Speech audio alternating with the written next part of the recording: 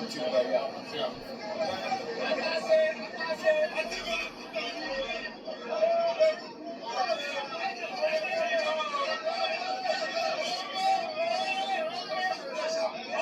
There was a serious car crash. The vehicle crashed into a stationary truck on the main highway. A stationary truck.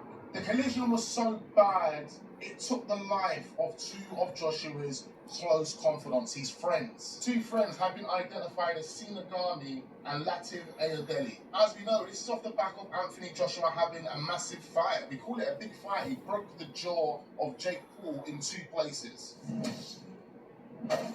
But this situation right here is extremely disturbing. You have to ask yourself, how did the driver crash into a stationary car?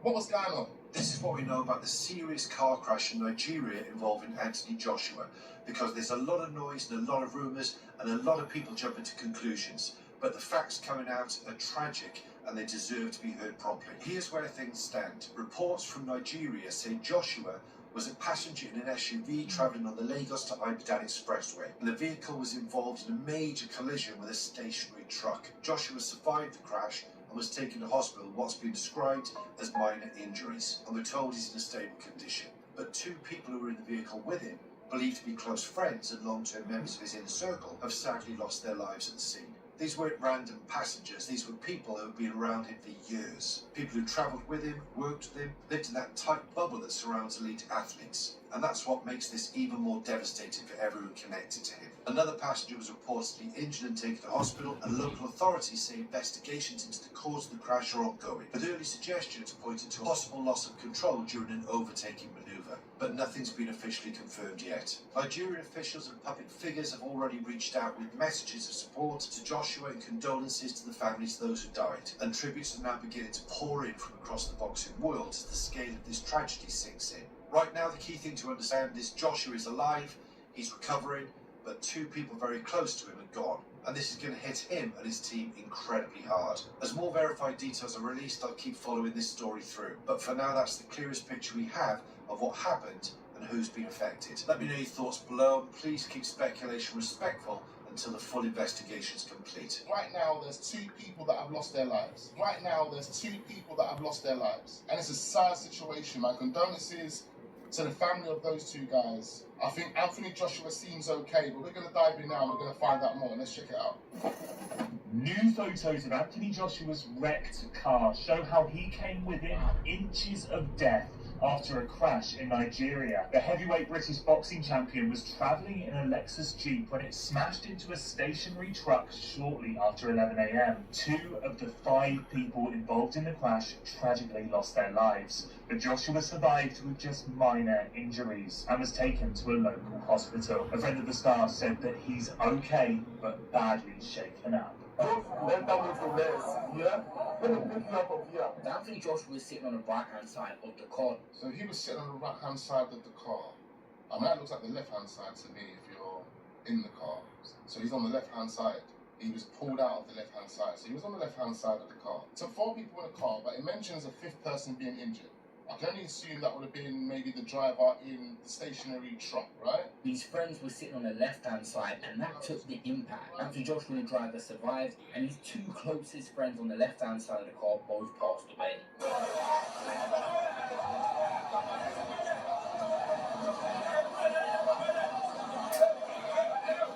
What's extremely distressing about this, ladies and gentlemen, is the support that a professional athlete is receiving. He's being bombarded by a number of different people, all these strangers, and then why do you have to go on the road?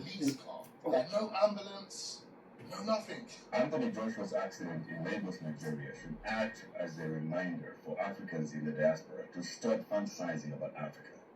What you saw in that video where you had an accident, people got brains crushed out there lying on the road, and there is no paramedics, no emergency support, that is the reality of what most people have to live by. Sad. Majority of Africa is like that. Someone got an accident and people are just praying for him, telling him he's not going to die. And there is nobody there seriously to help. These are, for the most part, dysfunctional countries. And this is the reality of it. That's why your parents left a long time ago and tried to create a life elsewhere where you are now based. So if you want to go to Africa during December, sure, have fun. But just remember, if something goes wrong, you're on your own, there is no support, and you would easily imagine if Anthony Joshua had only 30 minutes to leave. That if he didn't get support within 30 minutes, he would lose his life.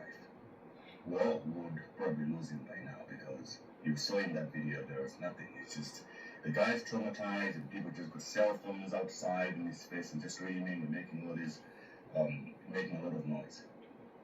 It's crazy. So when you make all this money that you're making, and you have all these fantasies about the Netherlands and Africa and so on, man, look, you don't have to do it. Go elsewhere. Go to Dubai, bro.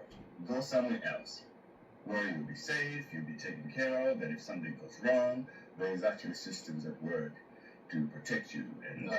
Don't run away from the problem. You have to fix the problem. You need to build infrastructure in those type of communities whereby paramedics, doctors, nurses, they're accessible. They're available. Don't run away, go to another country and help them build their economy over there. It doesn't make any sense. So, and this is the problem. Look, he's one of the most rich and famous Nigerian athletes in the world. He goes and visits his home country. He gets in a fatal car crash where two of his friends are splayed out right next to him. And there's no police coming. There's no ambulance there.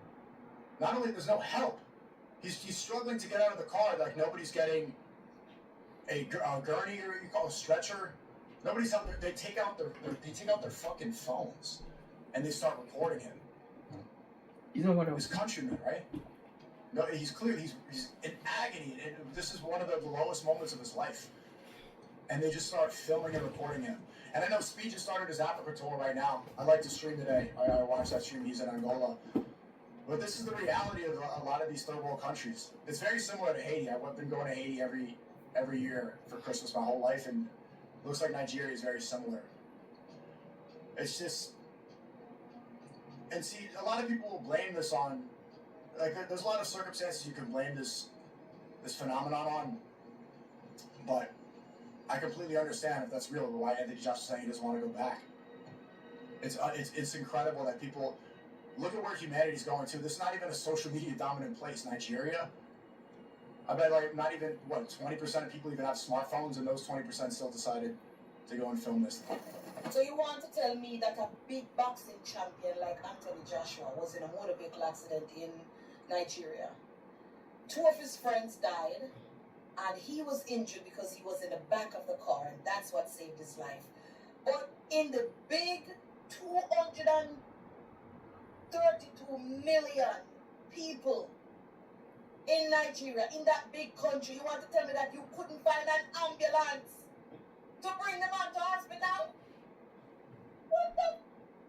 In big Nigeria, with over 232 million people, you could not find an ambulance to bring the world boxing champion Anthony Joshua to hospital?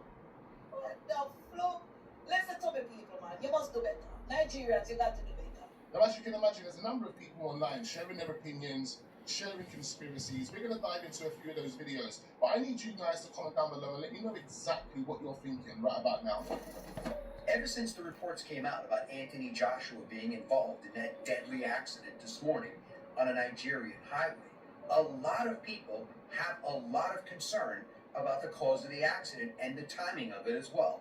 And another factor that keeps playing into everyone's thoughts is the fact that this comes on the heels of him securing the biggest purse of his boxing career by beating Jake Paul. Now read this headline, and then remember to keep it in the back of your mind as I discuss. The cause of Anthony Joshua's crash has been revealed after two have been killed on one of Nigeria's deadliest roads. That means that the person that was driving Anthony Joshua on that highway called Largo in Nigeria has driven that road on multiple occasions and is very, very familiar with every single turn and every single possible danger spot on it. That's what makes this entire point of the story even more crazier and is actually adding a little validity to what people are thinking. There was just a random crash into the back of this truck as they were making it. Playing into everyone's thoughts is the fact that this comes on the heels of him securing the biggest purse of his boxing career by beating Jake Paul. Now read this headline and then remember to keep it in the back of your mind as I discuss. The cause of Anthony Joshua's crash has been revealed after 2 have been killed on one of Nigeria's deadliest roads. That means that the person that was driving Anthony Joshua on that highway called Largo in Nigeria has driven that road on multiple occasions and is very, very familiar with every single turn and every single possible danger spot on it. That's what makes this entire point of the story even more crazier and is actually adding a little validity to what people are thinking. There was just a random crash into the back of this truck as they were making a maneuver on the highway. Allegedly, from the reports, they were going too fast and didn't have time to react. And that accident led to the loss of 2 of AJ's closest friends in a tragic, horrific way. They were also traveling together in the same vehicle. And a lot of conversation has been had since the report of this accident about vehicles that have computer systems and computer systems being taken over and controlled. And then people wondering how certain accidents are happening to certain individuals at uncertain times. Now keep it in the back of your mind, this video is for entertainment purposes only. Why do I say that? Because most of the stuff that is coming out right now is unfounded by any state, local, or government officials of Nigeria. But once again, as I stated earlier, this is a tragic and horrific accident that claimed the lives of 2 of his closest friends. And this video should be taken for entertainment purposes only. And like anything sports related, there's a lot of alleged allegations regarding Jake Paul and his fights. But Jake Paul did come out, as I stated in my video earlier, with a statement on X. I'll step aside once again so you can pause and read. But at the end of the day, remember to pray and say a prayer for those that lost their lives this morning in Nigeria. And pray for this man who was hospitalized with minor injuries. Hopefully he can get back into the ring and do what he does best. Let me know your thoughts in the comments, and as always, I'd love to hear from you. I mean, not everything is a conspiracy, ladies and gentlemen, but what we have to say at this moment in time is the driver is questionable. The Joshua car crash sound a little bit suspicious. The fact that he's had one of the biggest fights of his life, and then he goes all the way to Nigeria, and then this happens. Like, I've just watched how he had been pulled out of that car, and it just looks so barbaric. Like, you literally don't pull someone out of the car like that unless there is a fire or anything like that. But there was just so many people crowded around that car trying to get him out. I mean, that could have caused lasting damage to him long term. I mean, it's certainly something that wouldn't happen like this in the UK. What's very, very tragic about this is the fact that as a result of this crash, 2 people have lost their lives, and this isn't a laughing matter. And there is just a lot online with all the memes already starting. It's sick, it's twisted, and people should not be doing that because that's someone's son, uncle, you know what I mean, cousin, brother. It's not okay to behave like that at all. What I will say is Anthony Joshua was very, very lucky he was in the back seat, because looking at the wreckage, it's just tragic. That car crash that AJ was in is definitely spiritual, bro. No one can tell me different, I can't lie.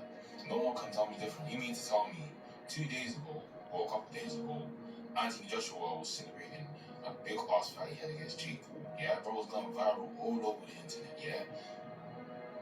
A couple days later, car crash, 2 people die, he's the only survivor. What? Nah, this is spiritual, bro. Spiritual. I mean, there's a lot of people online at this moment in time sharing opinions, conspiracies, and various different reasons as to why this possibly could have happened. Nigerian authorities say Anthony Joshua's car was speeding and lost control while overtaking, rammed into a stationary truck that was well parked on the side of the road. 2 people were killed, and Anthony Joshua suffered minor injuries. Again, why would you be speeding on one of Nigeria's most deadliest and dangerous roads, trying to overtake? So he wasn't influenced by any type of substance. This guy was literally just trying to overtake on one of Nigeria's most deadliest roads, and it cost the life of these 2 young men. Injured Anthony Joshua. We don't know how serious the injuries are. I know they're saying minor, but at this moment in time, you can't be for sure. There could be a problem off the back of this that prevents him from fighting.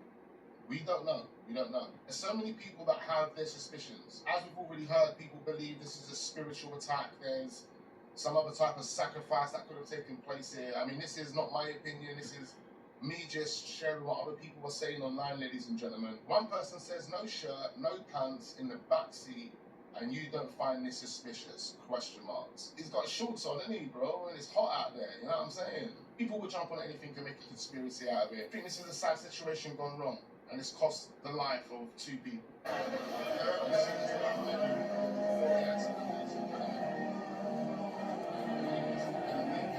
Show you the streets of Nigeria. Although Sina, the first Arabian ever to step foot in Nigeria. 2 times this year for us.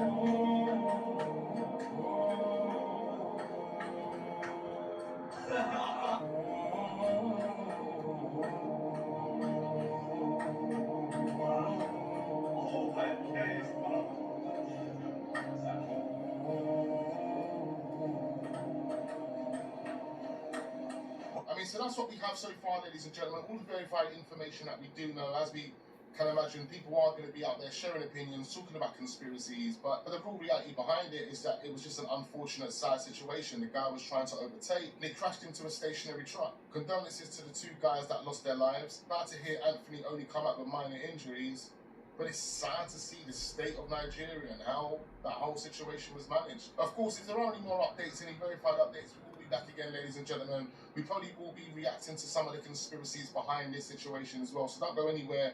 Make sure you hit the like button, subscribe to the channel if we are newly watching, turn the notification bells on, and I look forward to seeing you guys on the next one.